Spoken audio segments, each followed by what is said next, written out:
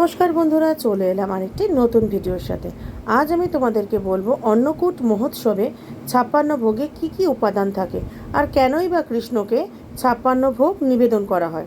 মাতা যশোদা বালক কৃষ্ণকে একদিনে অষ্টপ্রহর ভোজন করাতেন। গোবর্ধন পর্বতকে টানা 7 দিন কৃষ্ণ ধারণ করার কারণে তিনি অন্ন জল গ্রহণ করেননি। তিনি কর্তব্যে অবিচল থেকে গ্রামবাসীদের প্রাণ রক্ষায় অভুক্ত থাকেন। দিনে 8 বার করে খাদ্য গ্রহণ ধরে 7 দিনের হিসেবে তার জন্য 56 রকম পদ তৈরি করেন গোকুলবাসী।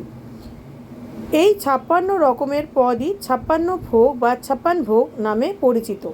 56 ভোগে থাকে 20 ধরনের মিষ্টি, 16 রকমের নোনতা খাবার এবং 20 রকমের শুকনো ফল, মাখন, মিশ্রি, ঘোল, মোহনভোগ, জিরে লাড্ডু, জিলিপি, রসগোল্লা, রাবড়ি, মালপোয়া, মুগ ডাল হালুয়া, মাতির চাটনি, মোরব্বা, দই, শাক, ভাত, খিচুড়ি, বেগুন সবজি, লাউ সবজি, পুরি, ভাজা, পাঁপড়, পাকোড়া, টিকিয়া এবং পান নিবেদন করা হয়।